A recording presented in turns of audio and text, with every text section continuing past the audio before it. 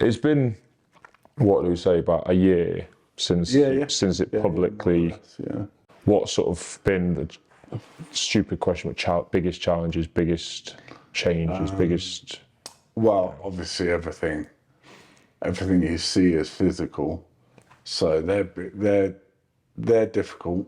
You know, getting used to a body that doesn't want to work the way you expect it to. So it brings so many different challenges. But what's amazing is you do adapt quite quickly. So you lose function in your arm or your hands, and you find unconventional ways of doing it, whether it's getting dressed, putting your socks on. Very basic things that you just don't think about. And they obviously, I use the analogy with someone is more or less, if I was to live a normal lifespan, which, with MND is 2 to 5 years, they say, then, if I was to live till I was 80, every month that passes is the equivalent for me of a year. Does that make sense? Yeah. Obviously, I've got 2 to 5 years. Let's say we're working to 4, 5 years, maybe, every month is more or less a year. Yeah. And you feel that change. You feel that change within a month. So if you think back to riding a bike in August, I couldn't comprehend doing that now. Yeah, that'd be the equivalent of 12 years from going from. Yeah. That's a good. Not a good way. It's a good way to frame us that. To start to understand a little bit more. Yeah. How quickly it progresses. So, but the mental challenge that's actually more difficult than the physical stuff. Like there's so many amazing things out there that you can buy, or the NHS provide that help you, adapt physically, but mentally. There are services, don't get me wrong, there's psychologists and the like, but the reality is it's so up and down. Speaking to someone once every couple of weeks, a month, it's not going to solve the issue for you. And so there are days where, weeks now, before it was a bad day here and there, now it's a week, becomes a couple of weeks quickly. And then, my attitude towards things when under times of stress are, I like to go inwards, go quiet, do a lot of thinking in my own head. Like the lad at the back of the ground. Can we say that anecdote? Is that acceptable to say that? Yeah, I guess we're trying to raise awareness. Yeah. Lad at the back of the stand, lovely kid, just, happy to meet yourself. Who else is there? Charles, Tommy Sharples, Ollie Thorley. And finally gets to me and says, "Here mine. Sorry to hear about your cancer." What did you say to us? I just went, still time. I said, "Thanks, mate, I appreciate it." It's not time to give him a lecture on MND and the cancer, but we probably don't want to keep that in. A lot of us have always looked to you to go, give us direction on. He'll give us direction on this. So in troubled times, he'll give us direction on this. Mm. Is that like the thought process on that been not the uncertainty, but the fact that you've always been a leader in that scenario, or in a lot of. So I'm comfortable being in my own space and in my own head and chewing things over. I spend a lot of that time trying to work out what's going to help me, what's not. Ultimately, there is obviously certainty, and you're just trying to avoid that fact. But I am more or less trying to recreate, a schedule that would look like something like a rugby week in terms of, what I do in the morning, routine, what I'm eating, physio, stretching, mobility. So I think from a comfort point of view, I'm obviously comfortable in that routine. We laugh, we like it. Do you think it's not nice? the people? Yeah, the people that you've met along the way. Would you say it's well, it probably works both ways, easier or harder? The fact that you come out of a physical sport as opposed to sitting at a computer all day doing something else, that probably means you, I don't know, you tell me, but like you said, routine wise and knowing how to attack things might be easier, but also the fact that you've been so physical with previous life, or, you know, until last year, does that make it both positive and negative, would you say? Yeah, I think the positive side to it is, like, you know, in sport, you're in charge of yourself, aren't you? How you prepare, how you look after yourself, how you turn up to training, how you train. It's kind of in your own hands. And so my attitude towards keeping myself busy is very much that kind of process. It's difficult because, you know, I can't go to the gym. You know, it's very pointless, really. I can sit on a bike, but again, you know, I can't go to a dark hole with it because physically I'm not capable. So that physical element is difficult. That's where you find your mood changes, because you're used to having that output. You know, day in, day out. Like I said to you earlier, with, you know, going inwards, when you had rugby, you kind of forced out of it, aren't you? You turn up to training, you're around people, you know, playing games. You kind of, it's a way of distracting yourself. I don't have that tool now, so that's why I think the mental battle is actually the biggest. Going back to pushing yourself, and like a lifetime of pushing yourself, and going like, well, yeah, that becomes like the only output. Like, I'm going to push myself to do another. Yeah, but obviously you got to think as well, like, you know, putting on my boxer shorts physically is you know, as ridiculous as it sounds, is draining. So you got to be clever in how you use your energy, you know, small things. So I could probably do most things independently, but they take a hell of a lot of effort. And so you start to negotiate, you know, where can my wife help me? Well, that's probably 2 or 3 things there that will save me a lot of energy to put into, I don't know, whether it's, you know, resistant bands at home, or, you know, using a sauna or whatever it is. So you start to... Or conserving energy for what's important, like you don't want to waste energy on certain tasks if you're then not going to be at your best when the kids get back from school. But obviously, being the most famous man in rugby for a period, that was a not for rugby. that was a stressful time, wasn't it? Like that. Being it with the best possible intentions, I imagine, being pulled here, there, and everywhere that's.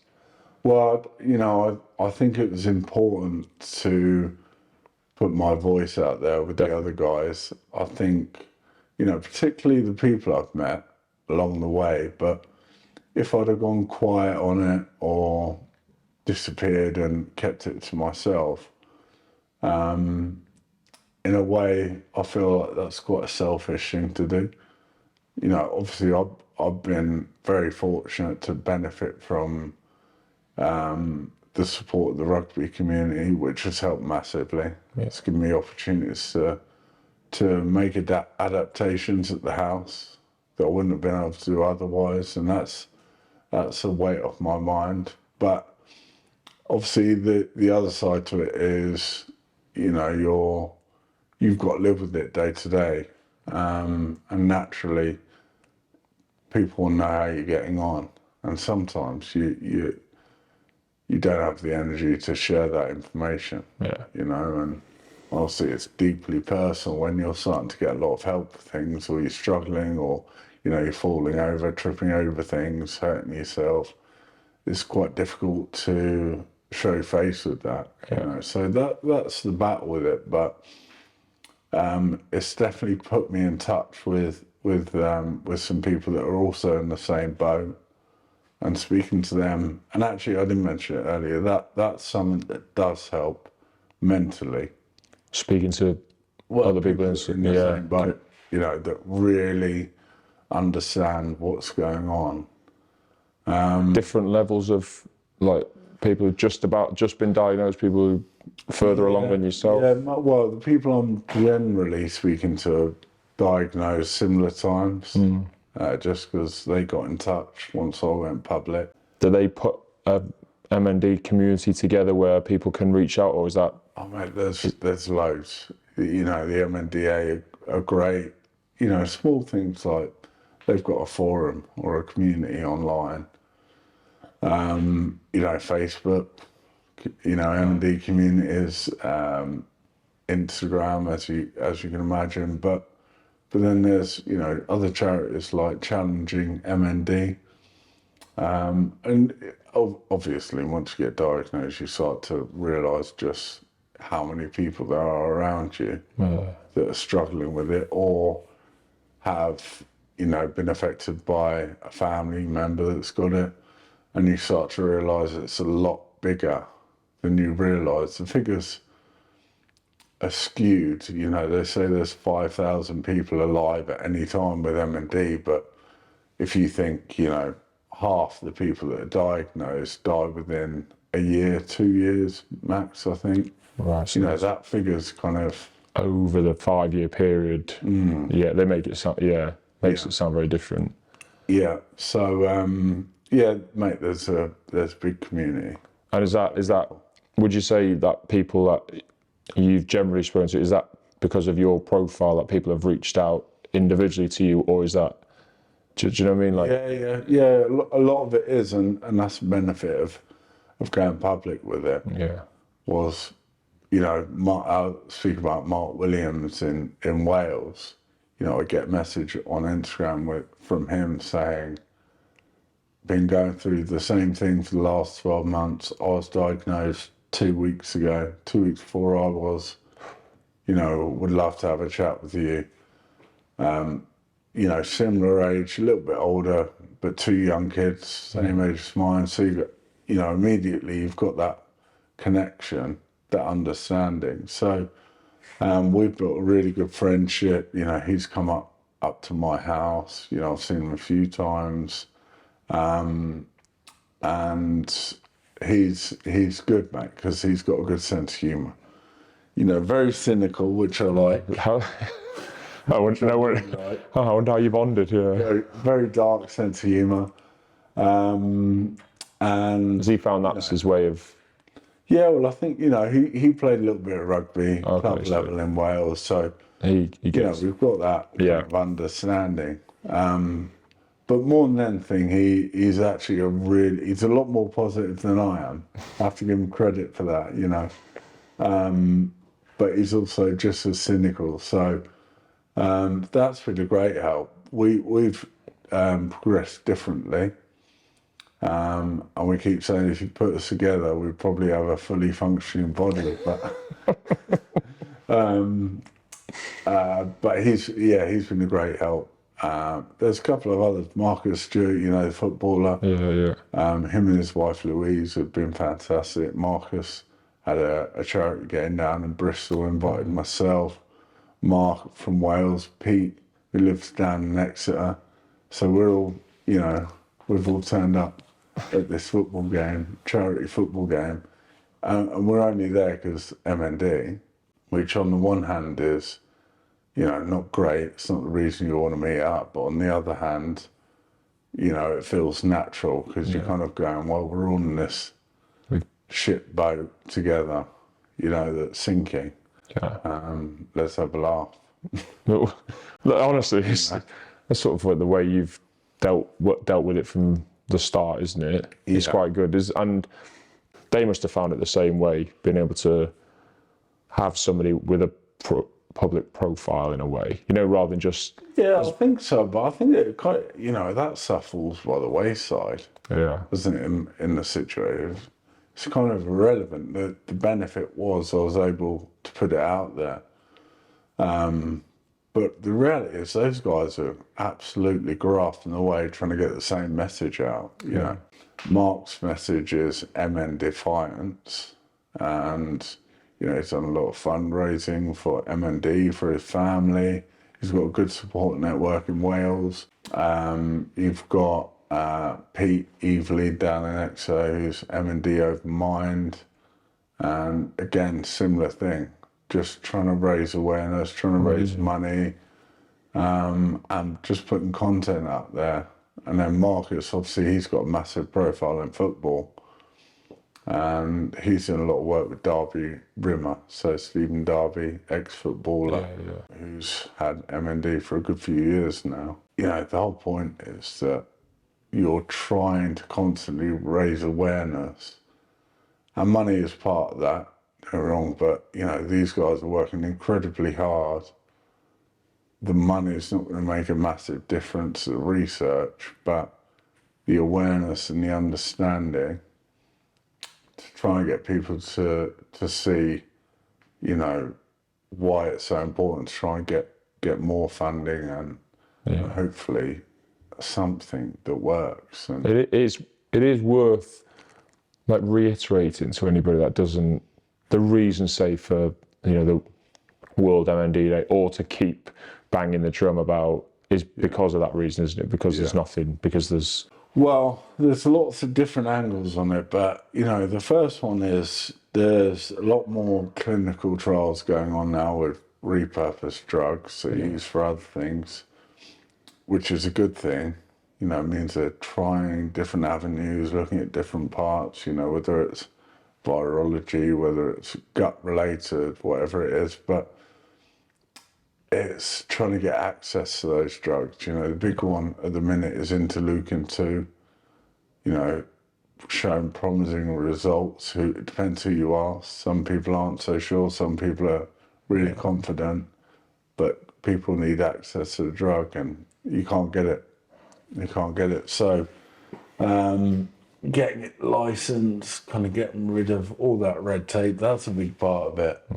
And that's not even, you know, a definite slowing of progression or a cure. That's one single drug. So there's a lot of work to be done, you know, but ultimately by raising awareness and understanding what you want people to realise is there's not many, if any, diseases that I don't think that are crueler than MND in the way that it kind of takes you apart and, you know, changes your lifespan drastically, and there's no escape. Yeah. And the more you can get people to understand that, hopefully the more you can get people to understand why it's so important to you know, try and find a way to beat it.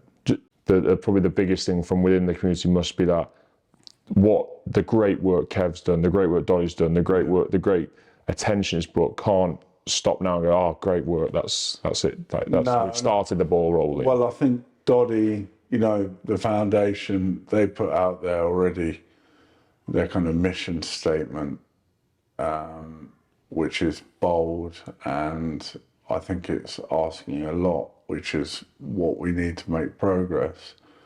And so you can see that, you know, as sad as it was to see Doddy die, that's not going to fall away with him. Yeah. You know, it's staying alive.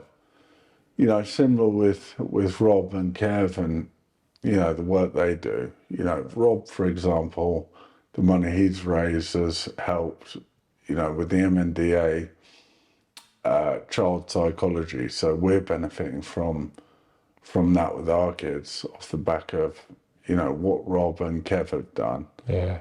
And so, again, I feel like that's so strong. They've got so much support. Whatever happens, that will continue. Yeah. Well, obviously, you know, I talk about Jo a lot.